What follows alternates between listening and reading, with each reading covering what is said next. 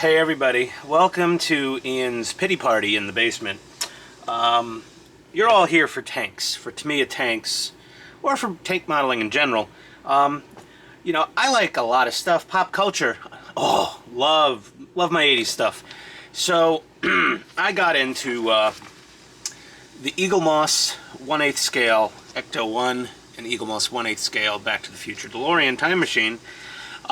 Because they're massive. I like big models. So these are 1/8 scale, they're massive. You get the parts, you know, like four steps of the build per month. Incredibly overpriced and very wasteful with packaging. But that being said, I was so looking forward to building both of these on the channel, and not like all the other Parts Work channels work, where they have a half-an-hour episode for each, like, 2 or 4 stages. That's mind-numbingly long. No one wants to watch that much video, guys. Well, like, advice to the Parts Work people, just save up a bunch of parts and just do what it wants. And, like, you know, break it up into 5 to 10 videos instead of 50. Either way, Eaglemoss went sort of tits up recently. We're still waiting to hear all the news. God, that thing was going to be beautiful. Look at that. We're still waiting to hear the news, but they went into administration in the UK, which is similar to Chapter 11 bankruptcy in the US. We shall see what happens with that. From what I read, you know, try to save the company, try to sell the company, have someone take over. I don't know. We'll see what happens. But I'm very upset. I was not too far into those subscriptions. Issues like 31 on one of them and up to issue 40 on the other one, or stage issues and stages. It's all confusing. Nomenclature. You know what I mean to say. Semantics. So I'm only about $1,000 in. Jesus, $1,000 of parts in, and probably had another $2,500 in parts to go. So we shall. Oh boy. Oh god. Whew. Sucks. Back to our tank, I guess. Oh man, it really takes the wind out of your sails, but we need to keep our heads high, puff up our chests, and carry on while, like all good men, and even some women, just take those emotions and just jam them deep down and bottle them up and just lock them in there. And then someday when you're driving on the road a few years from now, if Eaglemoss situation hasn't been resolved, we'll probably end in some sort of massive road rage event. But whatever. Either way, hope I'm driving one of these when that happens. We got to do some weathering on this. So I have yet to do a full desert dust wash on a tank such as this, especially with this greenish color. We're gonna figure something out here. I think I should do chipping first. Yeah, I'm gonna do the chipping first, and then do I do streaking grime, or do I just go straight to desert dust? That's a good question. You know, it's just dusty in Israel. I mean, occasionally you'll get a little moisture in the air. I don't know, but I'm pretty sure. You know what? I really like how this looks the way it is. So I think some strategic chipping, and then desert dust, and then we'll see how it looks. So we'll be right back. Good old depressed Ian with Eaglemoss. Why you mismanage your company so bad and go blah. I hate it. It's terrible. Okay, we'll be back. So in my quest to at least build the damn DeLorean, I found out there are two types of Japanese people. You know, like Guardians of the Galaxy, there's 2 types of people. Those who dance and those who don't. Or something like that. But there are those Japanese, which are the vast majority, I believe, which are all very by the book, proper, on time, polite, friendly, respectful, honorable, etc. And then there's the ones who sell stuff to people in America on eBay. You're a bunch of scoundrels sometimes. But yeah, I won't go into the details, but yeah, really just, it's like the worst of the Japanese. It's like, I guess if you can't get a real job, you just sell on eBay because nobody wants to hire you because you're a dirtbag. I don't know. Tell me if I'm wrong, but either way, we got all our panel lining done. Now, this tank has the most screws, I think. It was said by another builder who built it before me, the most screws of any Tamiya tank ever in the history of the universe. Also, panel lining This thing's got so many little nooks and crannies, the panel line. I mean, it comes out looking great. We started doing some chipping, little chipping here with our little chippy sponge. There we go. Just a piece of this actually came from a master airbrush, you know, foam padding thing.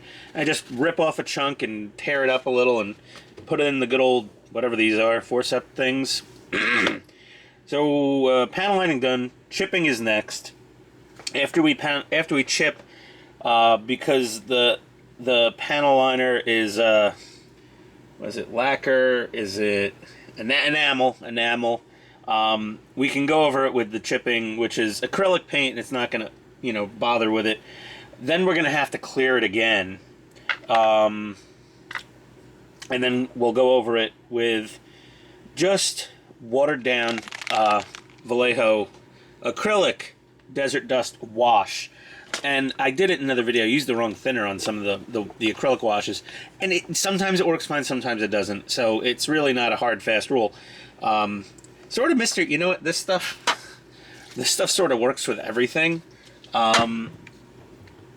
This stuff sort of works with everything.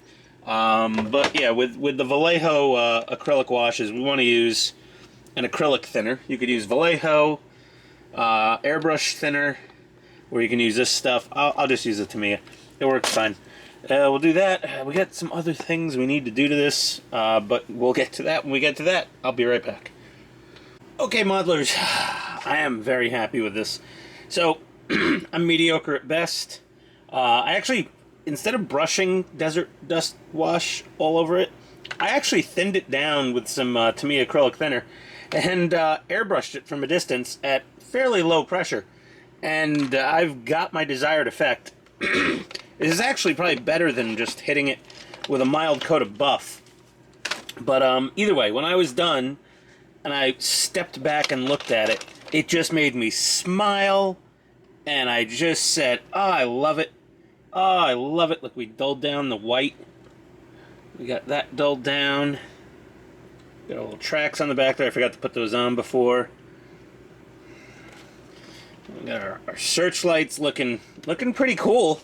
It's probably not. I mean, I've seen Centurion photos with searchlights from New Zealand and Australia, and they have the round type searchlight, kind of like they'd put on a Super Sherman. But either way, I am very pleased with how this came out. So here's the thing: modeling is for you. Not really. It's you're not doing it for other people. So if you step back and your model that you made makes you smile, and you're just giddy, and you're like, oh, I love it. It's great. That's the whole point. That is the whole. That's the only thing that matters. If your significant other or family member, you know, they go, oh, that's cool, or a normie shows up at your house and you're showing them around, and they're like, what are these? I'm like, these are tanks I built. These are models I painted. I airbrushed them and weathered them, and they'll be like blown away, mind blown. You put your stuff online. You know what? Take that crap with a grain of salt, because there's a lot of jackasses on the modeling forums. Lots of friggin' rivet counting, not wanting to be positive ever.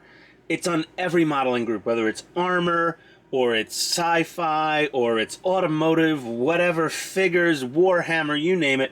There's always going to be some, like, friggin' Debbie Downer on there picking apart your work, complaining. Then there's the people that will constructively help, saying, you're doing good here. Your model would probably look better if you tried this or tried that. It's really good, you know, but, you know, they even if they lie, even if your model looks like crap, I mean, objectively, there are bad-looking paint jobs and stuff out there that people do, and the whole point is we should help everybody, be positive, give constructive feedback and help. I'm just trying to get more people to stop being jackasses on the Facebook groups, really. But either way, I'm very happy with this. Now we've got the classic Tamiya syndrome of nothing to fill in those damn sight glass windows. And these, in the cupola, are just solid plastic, so they got painted with everything else. And those should be glass.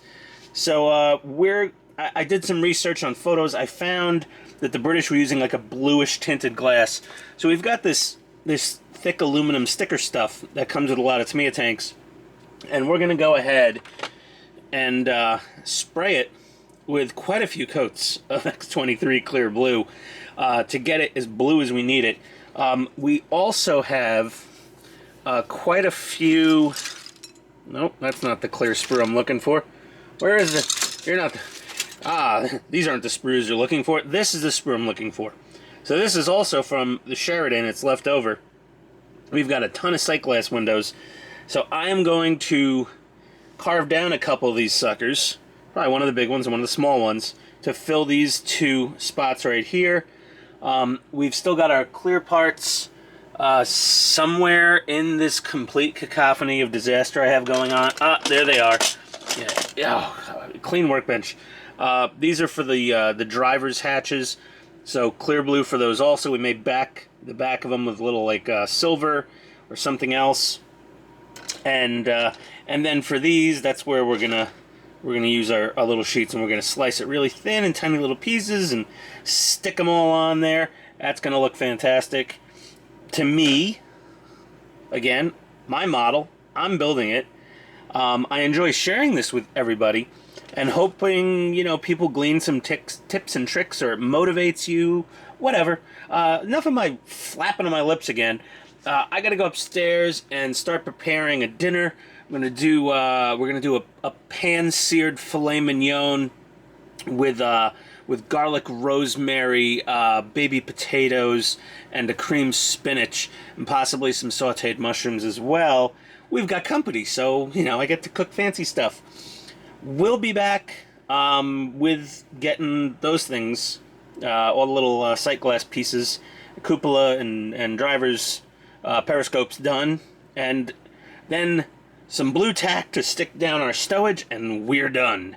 And this is, as every Tamiya tank is I build down here, one of my favorite tanks of all time. This one, however, it's a little more favoriter. It's a little more, I don't know, like the King Tiger with the pre-production Porsche turret, just to piss off the... Yeah, you know who you are. The pre-production turret, King Tiger. I love it. It's cool. Yeah, I don't know if anything had ever topped my Abrams. We've got no more tanks to build after this. Unfortunately, we've built quite many of the full option tanks Tamiya has out there. I had a Panzer IV. I let it go last year to another guy. I don't want to build another cramped interior. I have a lot of German armor already. I was like, I don't need this thing. I wish I didn't sell it, because then I'd have something to build for you guys. But we have a lot of cool stuff to build. Obviously not these coming up, but not armor. That's all I'm going to say. So hopefully I don't lose too many subscribers. But we'll always be doing armor. The next Tamiya tank that comes out, we're going to get it. We're going to build it. And it's going to be awesome. Not the end of this episode, but we'll be back probably tomorrow. Because, cooking, drinking, eating, socializing, I'm going to have to pick this back up in the morning. BRB or BRT?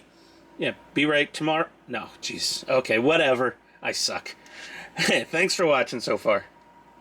Welcome back to Mr. Cranky Pants' hobby basement. Still pissed about that Eaglemoss thing. Oh my god, and the chatter on Facebook, on the groups. Oh, by the way, we're just sticking down our stowage with some of this. It's Loctite Fun Tack. It's basically the same as blue tack. So you could search for blue tack or fun tack or whatever.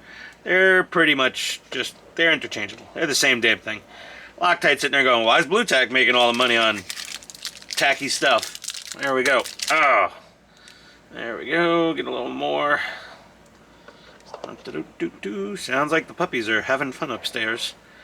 Oh boy, what a racket. Thank God we're not in an apartment. We would be those neighbors with the noisy dogs. Ugh. Come on, fun tack. There we go. There we are. Just smush a little onto your part, and place it where you want it. Squeeze it down. It lets you, peel them off easily and move them around or change them out. They won't fall off while you're driving. The stuff stays tacky basically forever. It's good for like posters and stuff too if you want to, you know, tack them on the wall. I mean, who's done that? It's like, that was like such a, when I was a teenager thing. But now we just buy frames because we're grown adult people. There we go. Here you are. One last look at it there. With its naked viewports and periscopes and etc. So we're dealing with that forthwith with some of the spare clear parts from the Sheridan sprue that we got, so that we could get that searchlight lens. But you may have some of these laying around. Otherwise, you could just use any plastic. I mean, you could use some soda bottle, some, you know, flat, oh, you know, those stupid bubble packages things come in. Those are horrible, but that plastic's probably perfect for this. Got the periscope, we got the blue on there. Just have to hand paint some other colors, and then for all these tiny little viewing ports on the cupola, we have that silver sticker stuff that Tamiya sends you, and then they're like, yeah, cover up the holes in the hull with this stuff and whatever. So we painted that with the clear blue, and that'll go get sliced up very carefully, and that will get stuck on all of those little things. Yeah, so I just have to hit this with a little gloss clear, and then we should be ready to start installing these things. So we will be back. I really do like how easy this thing opens up for serviceability. It's so nice, and there's so much room under there. You guys could go crazy jamming stuff in there. But we've got our little periscopes, little viewports done. Okay, good from far from perfect. But that's just what I figured out myself one day when I was working on the King Tiger to make pretty decent looking, you know, little window sight glasses, whatever you want to call them. So there we go. I'm waiting for the driver's hatch periscopes to finish drying, but they'll go in, and she'll be all done. So I think what's next ready for oh, is it time for a test drive? We're gonna have to do a test drive. Okay, that's it. Once we do the test drive, you know, she's done. So, well, yeah, there we go. Whoa! I'm so melancholy though over the Eaglemoss thing folding, or whatever the hell's going on with them now. Just really, really, I mean, you're modelers, you get it. Like, imagine if, you know, you were building this tank. There's a company that does a tank, a 1/16 scale Leopard 2, bit by bit. You get four steps of the build every month, and there's like 140 something things. Imagine getting about a third of the parts. You're keeping them all new in the package. They're in bins. They're organized. And then the company's like, bankruptcy. And you're like, am I going to get the rest of my parts? And you've already spent $500 on those parts. I mean, it's really, this is rough. And there's people more emotionally compromised than I am, and they're probably, I feel very bad for them. There could be people having major surprise, call it a first world problem. There could be people having a major psychological crisis from this company folding like this and leaving them in limbo whether or not they can finish their model kit of one of their favorite things of all time, Ecto 1 or the DeLorean from Back to the Future. It's really sad. I mean, who knows why it happened. There's all sorts of things. Basically, the company was just in a ton of debt, I guess. But I don't want this last part of my build video to turn into a rant about Eaglemoss. But it is upsetting. So I'm going to shut the hell up. We're gonna go outside for a change. We're going to go outside and do a test drive. So I'll see you in a few seconds. Contact.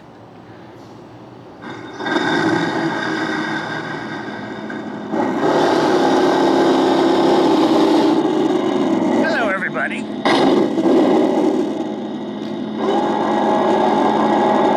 Oh, so nice.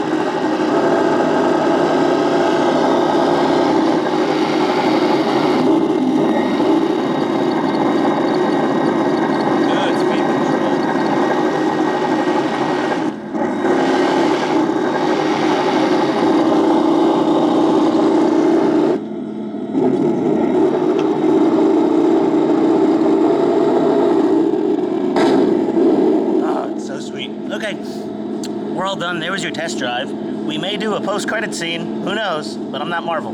Be right back. All right, well, here's your post-credits bonus footage. I lined her up next to a few of our previous builds. It definitely holds its ground. Look at that. Here we go. Oh, come on. Framing in. Doing handheld, sorry.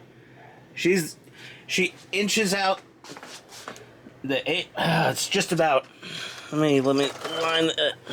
Oh no, the Abrams is definitely a little longer. It's a big tank. It is definitely. I love my Abrams. You're so cool. Yeah.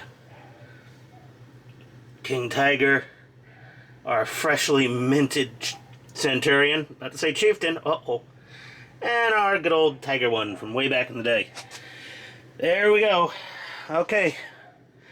On to walking, pacing in circles, and playing with the dogs, because I don't know what my next build is going to be exactly right now. I was hoping it would have been something super epic, but hey, might still be. Well, either way, see you next time, everybody. Thanks for watching. Like, subscribe, comment, etc. What all the YouTubers have to say these days. And I'll be seeing you next time.